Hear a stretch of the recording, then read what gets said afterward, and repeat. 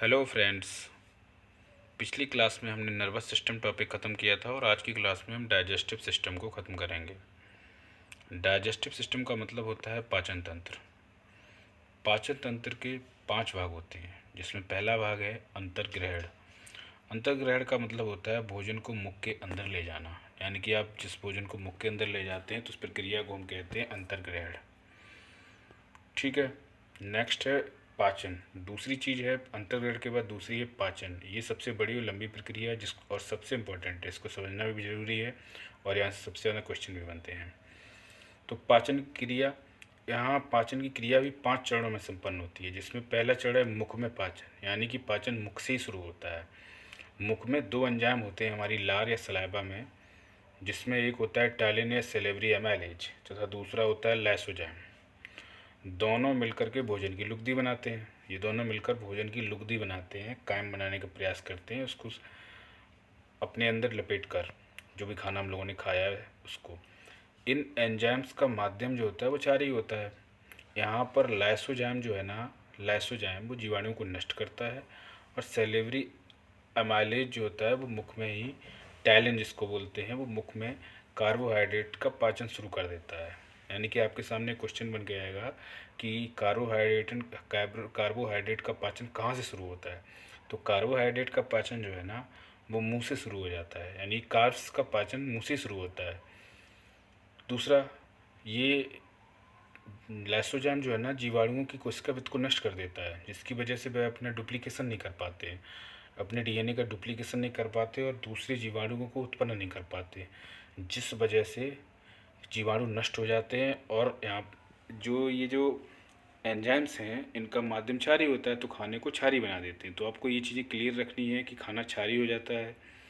दूसरी चीज़, यहाँ पर जीवाणु नष्ट हो जाते हैं। तीसरी चीज़, यहाँ लुगदी बनती है, खाने की लुगदी बनने की प्रक्रिया शुरू होती है। ठीक है। नेक्स्ट, अब है उदर में पाचन। उदर का मतलब होता है पेट या आमाशय। डाइजेशन इन स्टमक इसको बोलते हैं।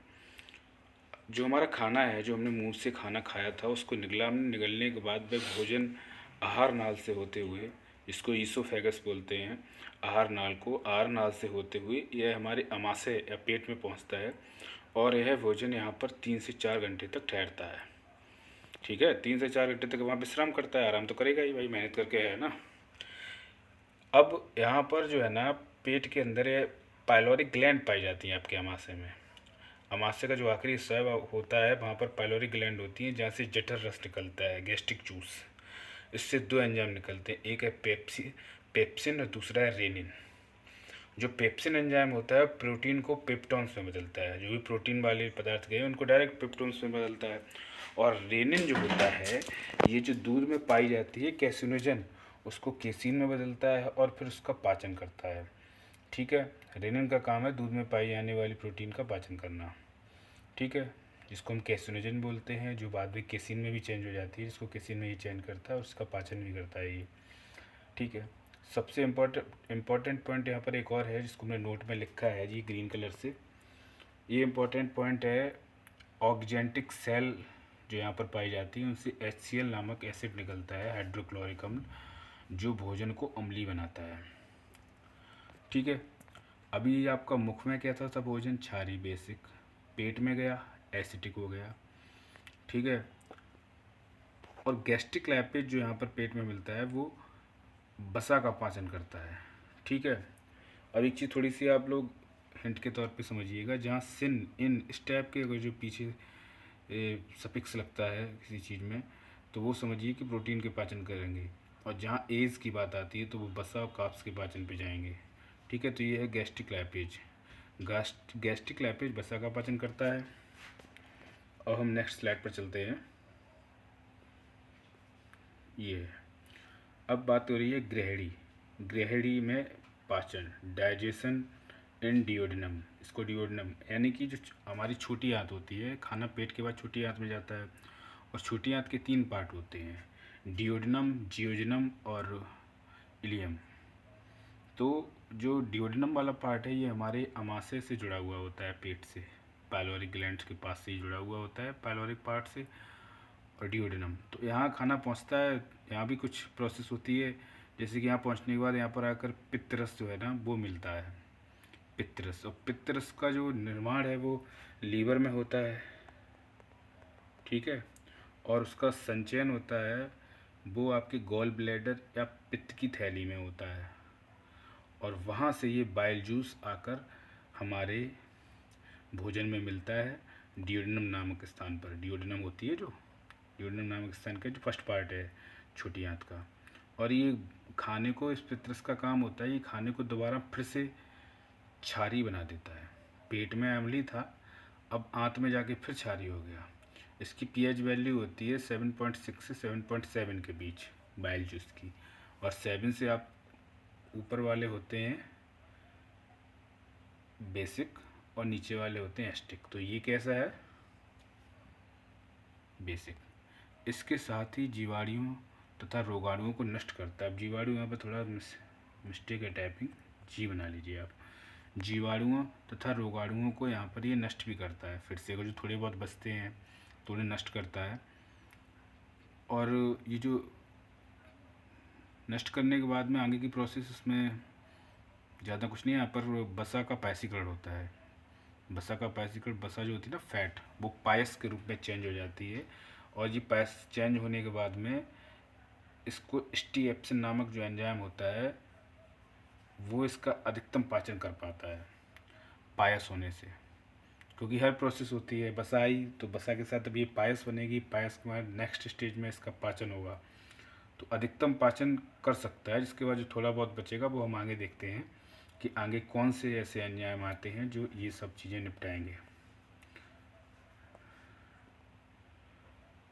अब नेक्स्ट स्लाइड है आपकी, ये आपका थोड़ा सा देखिएगा। ये माउथ है, ये सेलेब्री ग्लैंड्स हैं आपकी, संख्या में 6 होती है। क्वेश्चन पूछ लिया जाता है कि कितनी लाल ग्रंथियाँ होती हैं, 6 होती हैं, ठीक है, संख्या में। और ये ईसोफेगस आपकी आरनाल है, ये आपका लीवर है, ये लीवर से सटा हुआ गॉल ब्लैडर है, लीवर से बनता है आपका पित्तरस और यहाँ आता है। और लीवर सबसे बड़ा इंटरनल ऑर्गन है, ठीक है। और ये आपका स्टमक है, ये येलो कलर की आपकी पैनक्रियाज है, अग्न्याशय ग्रंथि, ये मोटी मोटी आपकी बड़ी आंत है, और ये अंदर समेटी हुई रखी है, ये है छोटी आंत, ठीक है, ये छोटी आंत है। और ये जहाँ से ये बड़ी आंत शुरू होती है और छोटी आंत खत्म होती है, ये छोटा सा रूप है, ये अपेंडिक्स है आपकी। और ये अपेंडिक्स जो रहती है ना, ये हर्ब सर्ब्स को पचाने के लिए होती थी, ये एक अपशिष्ट अंग है। और ये जो है ना, ये सबसे अच्छी पाई जाती है खरगोश में।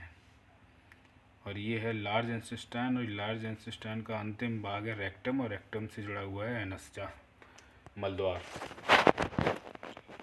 अब नेक्स्ट स्लाइड पर चलते हैं।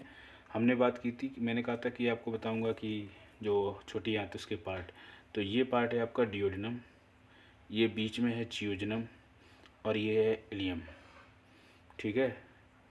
डियोडेनम में हम देख चुके हैं बाइल जूस मिलता है। अब आगे बात करें अग्न्याशय रस। अभी अग्न्याशय रस निकलता है, ये आंत में जाके अपना सिक्रीशन करता है। और देखिए क्या क्या होता है इसमें। अग्न्याशय ग्रंथि एक मिश्रित ग्रंथि है। पहली बात तो ये समझिए कि पैनक्रियाज एक मिक्स्ड ग्लैंड है जो अंतःस्रावी के रूप में 3 हार्मोन स्रावित करती है, जिसमें पहला है ग्लूकागोन, लैंगर हैंस की दीपिकाएँ होती हैं, और उनकी जो कोशिकाएँ होती हैं वहाँ से निकलते हैं 3 हार्मोन। 3 टाइप की कोशिकाएँ होती हैं। अल्फ़ा सेल्स होती हैं जिनसे ग्लूकागोन निकलता है, बीटा सेल से इंसुलिन निकलता है, और गामा सेल से सोमेटोस्टेटिन निकलता है। ग्लूकागोन का काम है कि शरीर रक्त में अगर जो शर्करा कम है यानी ग्लूकोज कम है तो लीवर से लेकर के जो भी संचित ग्लूकोज स्टार्च या ग्लाइकोजन के रूप में उसको चेंज करके ग्लूकोज में चेंज कर देता है, ठीक है। और इंसुलिन का काम है कि जो एक्स्ट्रा ग्लूकोज आपकी बॉडी में है उसको कंट्रोल करके ग्लाइकोजन में चेंज करके और लीवर में सेव कर दिया जाए, या मतलब स्टोर कर दिया जाए। ये दोनों एक दूसरे के अपोजिट काम करते हैं। तीसरी है सोमेटोस्टेटिन। सोमेटोस्टेटिन का काम है कि ग्लूकागोन और इंसुलिन दोनों को ही कंट्रोल रखे, ठीक है। ये तो आपको मैंने ग्रंथि का काम समझा दिया। नेक्स्ट है बहिस्रावी के रूप में ये एंजाइम को स्रावित करती है, ठीक है। ग्रंथियाँ जो भी होती है हार्मोन्स, वो अंतःस्रावी के तौर पे एंडोक्राइन रूप में काम करते हैं, और एंजाइम्स होते हैं एक्सोक्राइन होते हैं। ठीक, अब आती है बात यहाँ पर एंजाइम जो आते हैं उनमें पहला है ट्रिप्सिन, दूसरा है पैनक्रियाटिक एमाइलेज, और तीसरा है पैनक्रियाटिक लाइपेज। ट्रिप्सिन का मतलब सिन आ गया, यानी कि प्रोटीन। तो ये प्रोटीन और पेप्टोन्स को एमिनो एसिड में बदलता है। जो पीछे पेप्टोन्स बने थे ना, पीछे पेप्टोन्स बने थे, अब उनको ये एमिनो एसिड में बदल बदल देगा। ठीक है। उसके बाद में एमिनो एसिड है ना, जो लास्ट घटक है जो शरीर द्वारा यूज किया जा सकता है।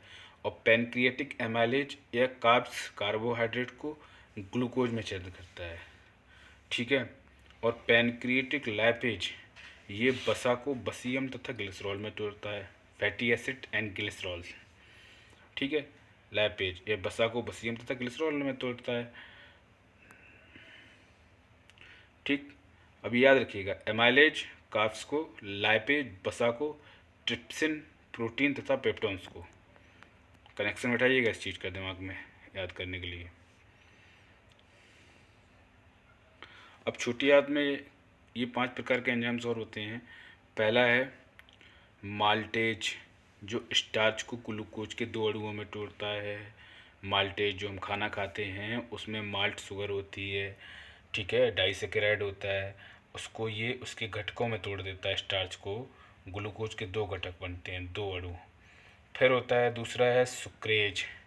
सुक्रेज सुक्रोज शर्करा को ग्लूकोज तथा फ्रक्टोज में तोड़ता है, 2 पार्ट में तोड़ता है। अब ये सुक्रेज क्या है?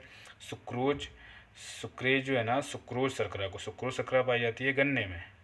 ठीक है। और फ्रक्टोज पाई जाती है फलों में। तो ये, और फल वाली शर्करा तथा ग्लूकोज से मिलकर बनती है सुक्रोज, जो पाई जाती है गन्ने में। तो उस शर्करा को ये 2 पार्ट में तोड़ता है। तीसरा है लैक्टेज, यह दूध में पाई जाने वाली शर्करा है। ठीक है। ये लैक्टोज को ग्लूकोज तथा गैलेक्टोज में तोड़ता है। अब यहाँ 2 पॉइंट और बढ़ते जाइए, आप समझिएगा कि जो लैक्टेज है वो किस किस से मिलकर बना है। तो आप बताएंगे ग्लूकोज तथा गैलेक्टोज से। सुक्रेज है वो किससे बनकर बना है? सुक्रोज सॉरी, सुक्रोज जो है वो बना है ग्लूकोज तथा फ्रक्टोज से, और इसको तोड़ने वाला है सुक्रेज। ठीक। अब तीसरा हो चुका था लैक्टेज, ये लैक्टोज शर्करा को तोड़ता है। चौथा है लाइपेज, यह शेष, यानी कि शरीर में जो पीछे फैटी एसिड और ग्लिसरॉल में चेंज हुए थे अग्न्याशय रस द्वारा, अणुओं, शेष फैट के अणुओं को पूरी तरह से, अणुओं थोड़ा गलत लिखा हुआ है यहाँ पर, आप लोग मात्रा लगा लें, अणुओं को पूरी तरह से बसी अणुओं में तोड़ देता है। ठीक है। जो भी बचे थे थोड़े बहुत उनको तोड़ दिया। अब ये आया है पाँचवा, यहाँ पर 5वां है इरेप्सिन। सिन आ गया, यानी कि प्रोटीन तथा पेप्टोन से संबंधित है। जो भी शेष प्रोटीन बची थी जो पीछे नहीं कन्वर्ट हो पाई थी, या कोई भी ऐसी प्रोटीन थी जो पीछे वाले, जो भी पीछे एंजाइम से उनके द्वारा नहीं तोड़ी गई, उस प्रोटीन को तथा पेप्टोन्स के जो भी बड़े बचे हुए भाग हैं उनको एमिनो एसिड में बदलता है ये रेप्सिन। इस तरह यहाँ तक आपकी कहानी खत्म होती है। ठीक है। ये छोटी आंत का पाचन हो गया। अब जैसे अग्न्याशय में निकलता है अग्न्याशय रस, जो भी उसमें जो एंजाइम पाए जाते हैं वो अग्न्याशय रस से आते हैं, और उस अग्न्याशय रस को बोलते हैं पूर्ण पाचक रस। कभी क्वेश्चन आ जाए कि पूर्ण पाचक रस किसे कहते हैं? पूर्ण पाचक रस, ये मैं उंगली से लिख रहा हूँ तो थोड़ा राइटिंग गड़बड़ आ रहा है, अभी पेन यूज नहीं करता हूँ मैं। पूर्ण पाचक रस, ठीक है, ये होता है अग्न्याशय रस, जो अग्न्याशय में 3 एंजाइम थे। एक सेकंड आपको दिखा रहे हैं अभी हम पैक करके, ये भी नहीं है, ये 3 एंजाइम है, पूर्ण पाचक रस बोले जाते हैं। ठीक है। ये हो गया आपका, ये छोटी आंत के भाग पीछे दिखा चुका हूँ आपको। फिर एक बार देखना चाहें तो देख लें आप। ठीक है। चलिए नेक्स्ट देखते हैं। अब ये जो पीछे आपके पेप्टोन्स में चेंज हुए हैं, फैटी एसिड्स में चेंज हुए हैं, और अमीनो एसिड्स में चेंज हुए हैं, पेप्टोन से अमीनो एसिड, ये मूल घटक पोषक तत्वों के रूप में जाते हैं। जो भी शरीर न्यूट्रिशन एब्जॉर्ब करता है वो इन्हीं रूप में एब्जॉर्ब करता है। जितनी भी जटिल संरचनाएं थी वो अब सामान्य संरचनाएं बनकर आपके सामने आ गई हैं। और इन्हीं सामान्य संरचनाओं को हमारा जो शरीर है, हमारी बॉडी है, वो एब्जॉर्ब करती है या यूज में लेती है। तो अब इन संरचनाओं को, यहाँ तक तो पाचन हो गया है, सारी चीज़ें अपने घटकों में टूट गई हैं। अब यहाँ से आगे बात आती है अवशोषण या एब्जॉर्प्शन की। अब इनका होगा यूज। तो अवशोषण कैसे होता है?